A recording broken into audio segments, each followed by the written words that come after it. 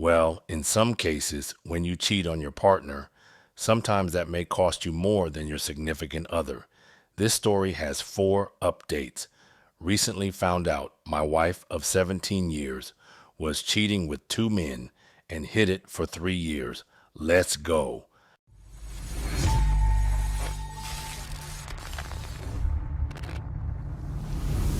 Yesterday changed everything.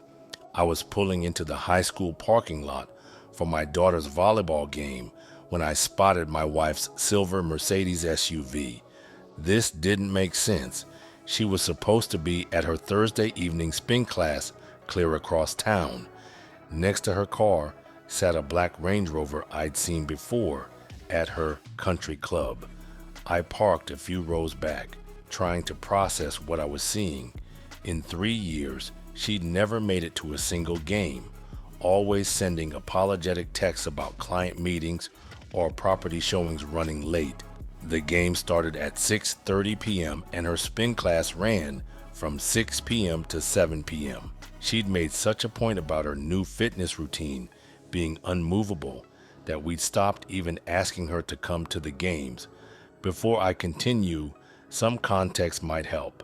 We've been married 17 years, have two kids, our daughter, who is a volleyball star at 15, and our son, he's 12.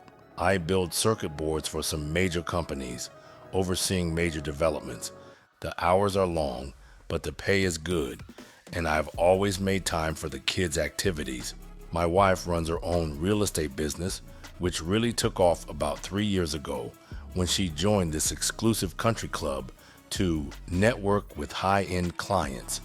That's when things started shifting, though I didn't see it then. New friends replaced old ones.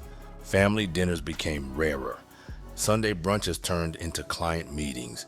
Even our annual family beach trip got canceled last year because of a luxury property showcase that couldn't wait. The changes came slowly. Designer clothes replaced her usual business casual. Spa days became weekly necessities. Her phone gained a password because of client privacy and didn't want anything to be seen. She started keeping odd hours. But hey, the luxury real estate market never sleeps, right? At least that's what I kept telling myself. Looking back, I should have noticed how she'd tense up when I'd walk into the room while she was on her phone, or how she'd step outside to take calls, claiming the reception was better in the driveway. Or maybe I should have questioned why her networking events always seemed to need to last well into the night. Instead of going into the gym, I sat in my truck and called the gym where she took her spin classes. A simple question about their Thursday night instructor confirmed what I was starting to suspect. They didn't even have a spin class on Thursday nights, never had. That Range Rover belonged to one of her important clients she'd mentioned a few times. I'd seen it at the country club when dropping off forgotten documents or meeting her for the occasional lunch when I would have days off from work. Everything started clicking into place, like when you finally find the right key and the lock turns smoothly. I walked down to the place where my daughter was sitting on the bleachers, told her I had an emergency at work and wouldn't be able to stay at her game, and I would try to make it back. Then I did something I'd never done before. I started driving around to places I knew she might be, her office, the country club, and even stopped by the spin class. Even though they told me they didn't have class on Thursdays, my wife was nowhere to be found. I went back to my daughter's game, obviously mentally preoccupied, and my daughter caught on as well and asked me what was wrong. I just lied to her and told her I had an issue at work, but nothing serious. When my daughter and I got home, I told her to walk over to the neighbors, get her brother. He didn't want to go to the game. He was an avid gamer. He was playing a video game with his friend. When I got the kids settled in, I ordered pizza for them, while I did research on private investigators in the area. My wife has been acting sketchy for the last year or so, and I always put off getting a private investigator because I thought maybe she was under a lot of stress. Well, it got worse because my wife didn't come home, Didn't call, didn't text, nothing. The next morning, I called my boss and told him I needed a half day to go to take care of an emergency, he inquired. But I told him I will be okay. Within 2 hours, I called and hired a private investigator and gave him everything on my wife, where she frequents, where her job is, everything. The PI didn't waste any time. Within 6 days of our initial meeting, he handed me a folder with preliminary surveillance photos. My wife's Mercedes was caught leaving that same high school parking lot last Thursday, not during a volleyball game, but around 10 p.m. The Range Rover followed close behind. Both cars ended up at the Westin downtown. They emerged 2 hours later, looking exactly like what they were, people who shouldn't be together. But that wasn't even the worst part. The PI dug deeper into my wife's Thursday routines. Turns out she'd been lying about more than just spin class. The country club had its own patterns. Every Tuesday and Thursday afternoon, she'd arrive around 2:30 p.m. for what she claimed were client meetings. But the PI's photos showed her spending an awful lot of time with the club's head golf pro, a guy half her age who apparently gave her private lessons in more than just improving her swing. 3 years of lies started unraveling fast. Those luxury property showcases out of town, the PI traced her credit card charges to high-end hotels, but the property listings she claimed to be showing never existed. Her networking events were cover for meetups with both men, the golf pro and Range Rover guy, who turned out to be a big-time real estate broker. The PI found burner phones and a private mailbox at one of those shipping store places. She'd gotten sloppy lately, probably thinking I was too caught up in my own work to notice. The overnight bags in her car trunk were not packed with business suits. They held things a real estate agent doesn't need for showing houses. I spent a week watching the evidence pile up. Security footage from the Westin, time-stamped photos from the country club, credit card statements showing dinner charges for two at restaurants where she was supposedly meeting female clients, even a secret credit card I knew nothing about, used for hotel rooms and expensive gifts. The golf pro was married with a newborn. Range Rover guy had a wife and 3 kids in private school. My wife was playing with fire, and she'd somehow managed to keep all these plates spinning for 3 years. The PI confirmed she'd been seeing the golf pro for about 2 years, but Range Rover guy went back all 3 years, starting right around when she joined that damn country club. I scheduled a meeting with the divorce attorney for Tuesday morning. 17 years of marriage were about to end, but first, I needed to get my ducks in a row. The PI was still gathering evidence, and I had some decisions to make about how to handle the kids through all this. One thing was certain: Thursday night volleyball games would never look the same again. After meeting with the divorce attorney, I waited until the kids left for school on Tuesday morning. My wife was getting ready for another one of her client meetings at the country club. I watched her pack her overnight bag, the same one the PI had photographed being carried into various hotels over the past week. The attorney had everything ready. Papers would be served to her office later that afternoon. But first, I needed answers, not for reconciliation. That ship had sailed the moment I saw those hotel photos. But I needed to hear her admit it, to stop the lies, even if just for a moment.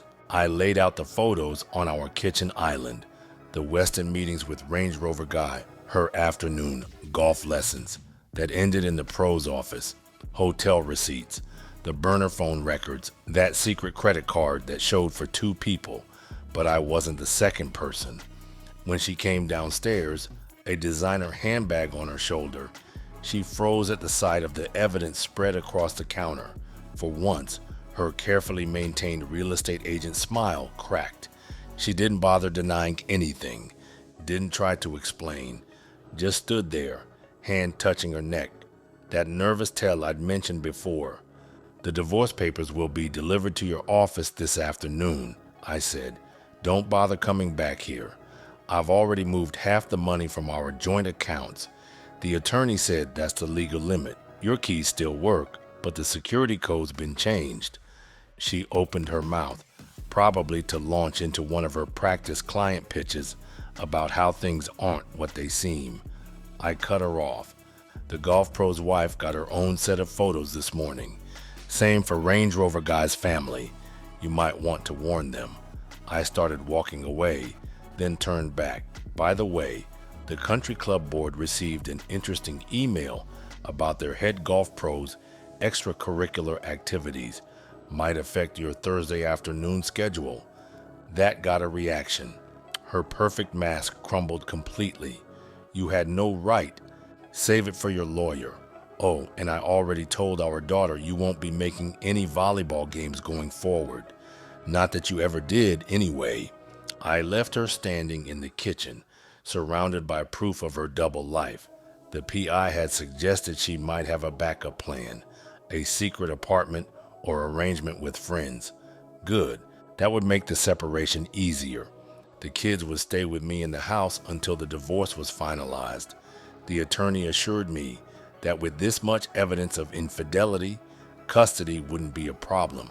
Later that afternoon, my phone exploded with messages. Seems the golf pro's pregnant wife didn't take the news well. She showed up at the country club, creating quite a scene. Range Rover guy's wife went one better. She went straight to a divorce lawyer, and her plans was to take everything from him. By evening, my wife's carefully constructed double life was starting to crumble, and fast. 3 years of lies unraveled in less than 8 hours. The kids were at their grandparents' house, already aware something big was happening, but not yet knowing their mother had blown up our family for a golf pro and a real estate investor who couldn't keep their own houses in order. First update, 2 weeks later. These past 2 weeks have felt like months. The kids moved back from their grandparents 3 days after everything blew up. Keeping their routine normal seemed crucial. School, activities, friends. My daughter still plays volleyball. My son still has his travel baseball. Life moves forward even when you don't want it to. The fallout at the country club was nuclear. The golf pro got fired. Turns out my wife wasn't his only private lesson. 3 other members' wives came forward after the scandal broke. He's moved back in with his parents in Ohio, according to club gossip. His pregnant wife filed for divorce and moved in with her father. Range Rover guy had even more to lose. His firm's board suspended him pending an investigation into his inappropriate business relationships. Seems he wasn't just sleeping with my wife. He was steering lucrative real estate deals her way, which violated about a dozen company policies. His wife hired the biggest shark of a divorce attorney in the city. The Range Rover's been replaced by a Honda Civic. My wife tried damage control, but her real estate business is imploding. Hard to sell multi-million-dollar properties when your reputation is destroyed. Those high-end clients she cultivated, they're calling different agents now. Her broker pulled her listing privileges last week. She's been sending emails wanting to explain her side. I forward them straight to my attorney. The only communication we have now is through lawyers, and it's all about division of assets and custody arrangements. The kids don't want to see her right now. Can't blame them. They found out the whole story through social media anyway. Turns out country club members love to gossip in Facebook groups. The divorce is moving rather quickly, my attorney says, with the clear evidence of infidelity in her business in shambles. She doesn't have much to bargain with. She's already agreed to my custody terms. The house will be sold, debts divided. I've moved the last 3 years of my income into a separate account, money earned while she was living her double life. The attorney says that's fair game, given the circumstances. My daughter asked me yesterday why I still come to every volleyball game. I told her it's because that's what parents do. They show up. She hugged me for the first time since this all started. Sometimes the smallest moments hit the hardest. Got a lot more to handle in the coming weeks, but for now, we're taking it day by day. The kids are in therapy. I started going too. Turns out watching your life implode requires professional help to process. Who knew?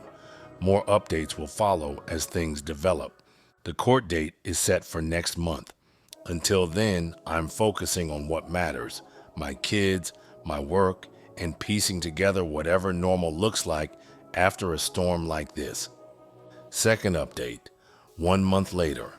Things have accelerated faster than expected. Remember Range Rover Guy's company investigation? Well, it uncovered a whole mess of financial irregularities. My attorney advised me to distance myself completely from anything involving their business dealings. Don't need that headache while finalizing the divorce. His wife's divorce filing went public last week. The local business journal ran a story about the prominent real estate executive's fall from grace. They didn't name my wife directly, but mentioned a local realtor involved in both personal and professional misconduct. Her broker terminated her contract the next day. She's lost her real estate license, pending investigation. The karma train wasn't finished. Remember those other golf pro victims who came forward? Their husbands all belong to the country club board. They voted to revoke my wife's membership. Well, sleeping with the staff and destroying multiple marriages violates their moral conduct clause. Her high society friends dropped her faster than a bad stock option. My daughter's volleyball team made it to the state finals. My wife showed up at a game last week. For the first time in 3 years, she actually wanted to attend. My daughter played her best game of the season that night. The house is on the market. The realtor, from a competing agency obviously, thinks it'll sell fast in this neighborhood. The kids and I found a nice rental nearby. Same school district, shorter drive to my job sites. The divorce proceedings are moving quickly. Her lawyer keeps pushing for mediation, trying to salvage something from the wreckage. My attorney just forwards them the growing stack of evidence. With her business destroyed and potential legal troubles looming from Range Rover Guy's scandal, she's not in a position to demand much. The kids are doing better. Therapy helps. They still don't want to see their mother. The therapist says not to push it, let them process at their own pace. Me, I'm focused on work and kids. Next update will probably be after the final court date. Until then, we're keeping our heads down and moving forward. Third update. The divorce was finalized yesterday. 3 months, start to finish. Must be some kind of record. The judge took one look at the evidence files and basically fast-tracked everything.